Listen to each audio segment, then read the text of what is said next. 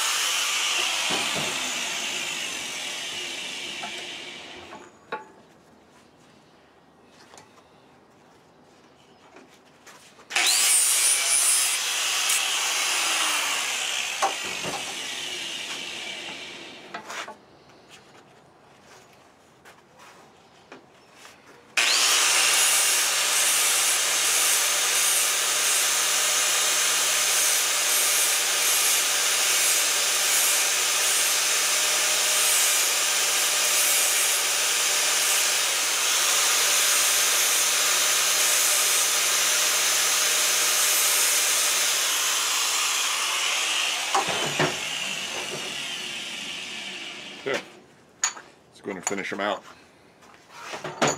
Alright, quick and easy. I've got 2 match play vibrators I want to machine out, and I've got 1 set. And this is just to get these out of the way for right now.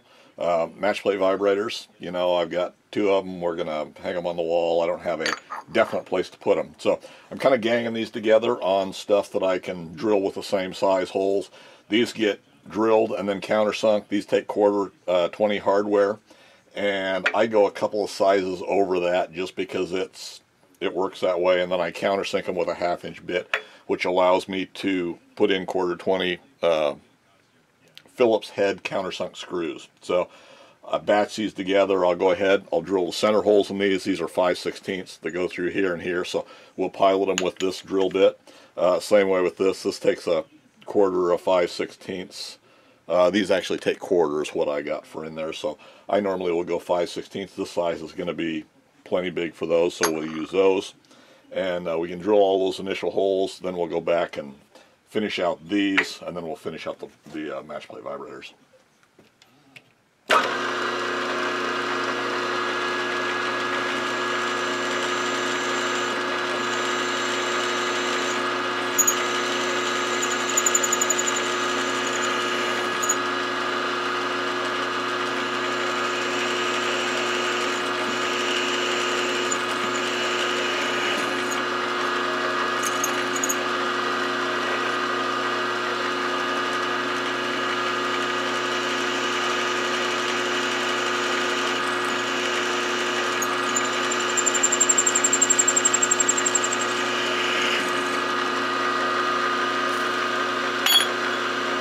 And you'll notice on all these patterns, I go ahead and I put in all the features. Those are my little pilot holes to drill them, so I don't have to measure them out, don't have to lay them out. I do go ahead and pre-drill the flasks for these, so that's part of the reason for opening them up a little bit bigger. If we're not exactly on dimension where they need to be, well, we're still okay.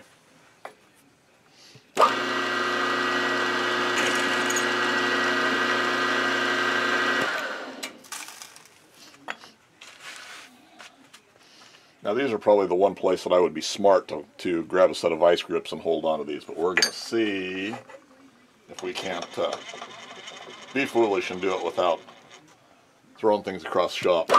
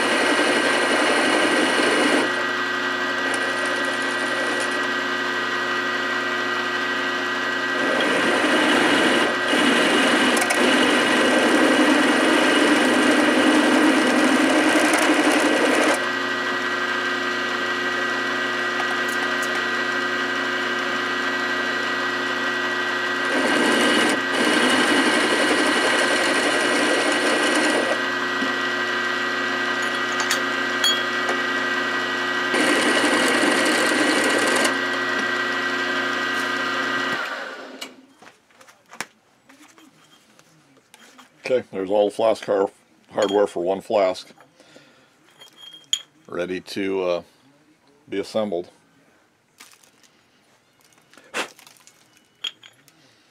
There we go. So, cleaned up a little bit. Now we're put away those drill bits. Now we're going to run our 5/16 bit through the middle of these.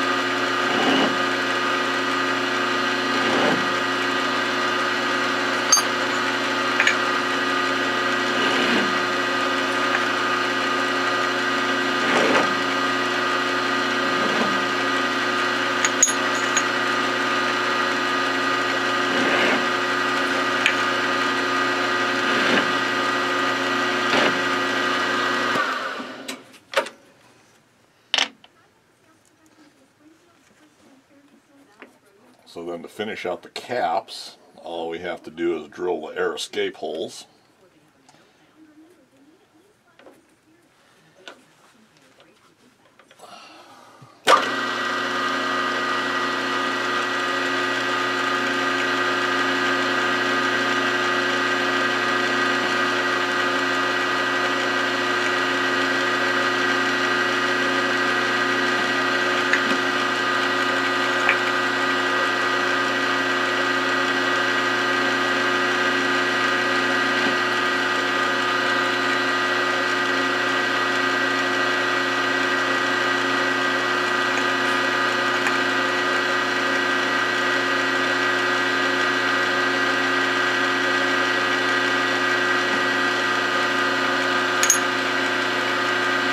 There again, all those holes are already piloted.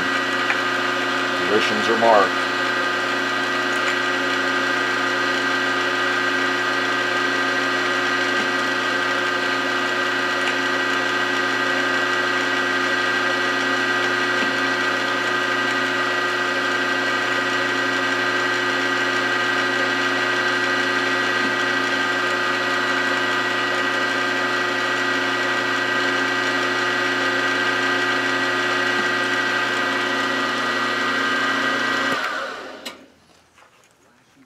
Okay, both those caps are completely done. I don't see any real need to countersink those. So those parts are done, so we're just down to those two. Okay, so we just set this up to cut these nice and easy, hopefully.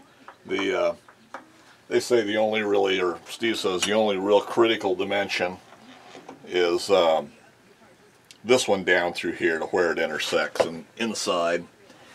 And it is relatively critical, I think, but I think it also works fairly well with if we're awful close. And I could probably finish these castings out a little bit nicer there. Of course, you want your castings all be nice as they can be and everything, but by the same token, you can, it's just shop furniture basically.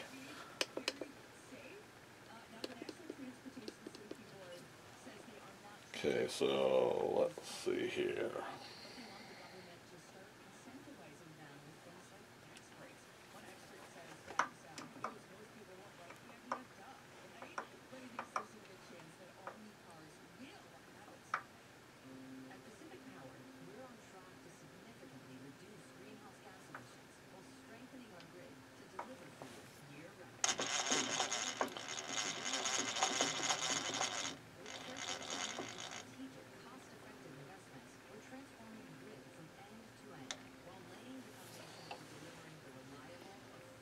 should be it right there.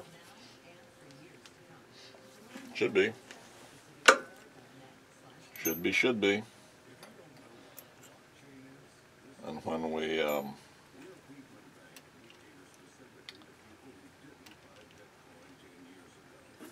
since we're doing two of them, I think I'll go ahead and lock the table right there, and then I'll just lightly clamp my square in place when I go to change them out and put the other one in the same position.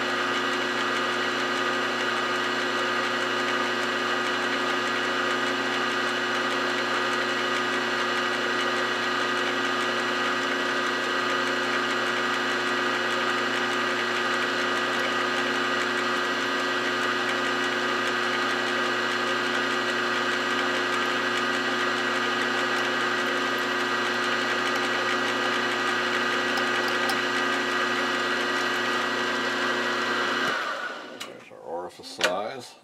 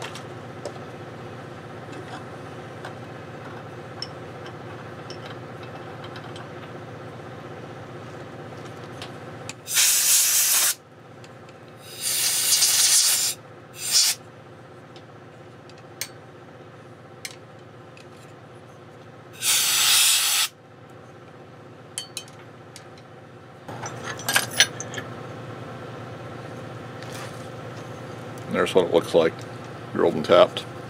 We'll go in and lightly remove that little burr right on the inside with a Dremel, and that one will be ready to assemble. Alright, last little bit. I think I'm going to spend the rest of the day trying to clean up this bench, although I don't know if that'll work. So here's our 4 things of flask hardware, and installed on a flask, I guess I should say installed on a set of flasks, they look like this. So I'll probably machine these out later today, just to get them out of the way. So anyway, that's those. So we can move on from there. For these, we've got our parts, and I don't have. I guess I've got everything to put these together. The way they go is ball bearing goes inside, and this sometimes takes a little bit of adjustment. Sometimes you have to go in and clean out a little bit on the bottom just to get them to get your tolerances right. That goes in there. I also normally have to go in with a little Dremel, just with a little burr, and clean up those cuts. And I guess that should be the first thing we do, is find out if that's going to actually fit in there. And I think we'll clean those up just a little bit, probably in both of these. Yeah, I think we'll do that.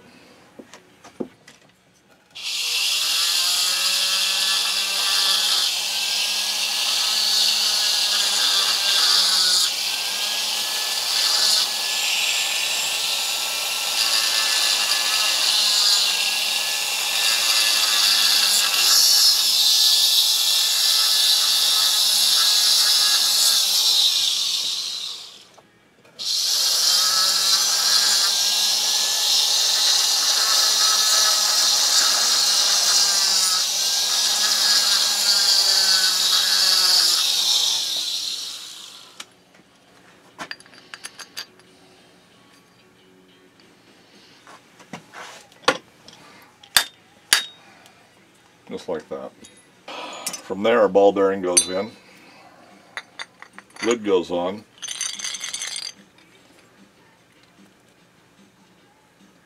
I normally will put a couple of flat washers on just to space up my little gizzy there. We can put a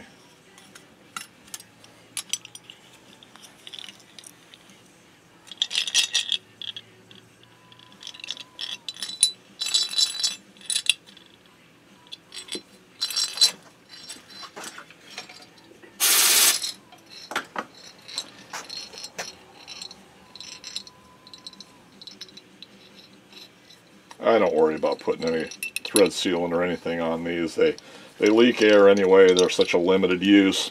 You know, they're not run on a continuous basis or anything. So I just don't worry about it. And there we have a completed match plate vibrator.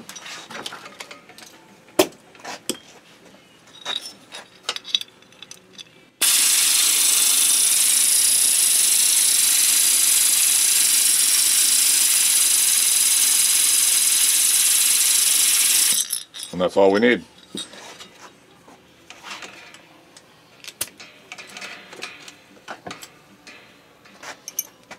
This one same way. Ball bearing, lid, a couple of washers for our little cover. Out of nylock, so I got to get another box of those.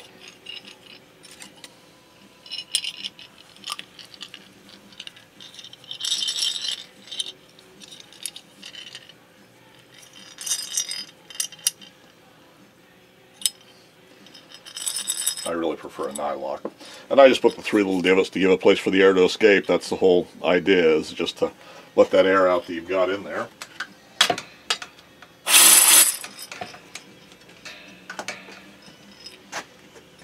That will work exactly the same.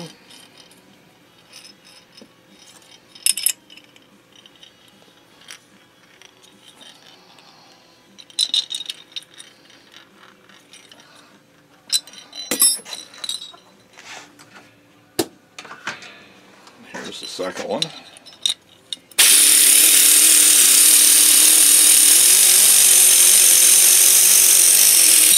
And they seed in as time goes on.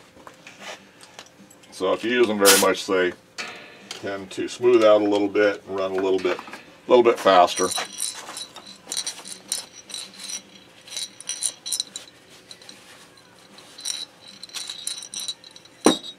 And these go on our match plates. Bolt that on there. One way or the other usually. I think what do we do with these? Yeah, we're setting them on top so our match plate goes underneath. Run the bolt up through, washer and a nut on top, and we're good to go. So there we go. Hopefully you find that a little bit interesting, useful. This will conclude that series. And comments or suggestions, leave them in the comment section for me below, guys. And as always, thanks for taking the time to watch.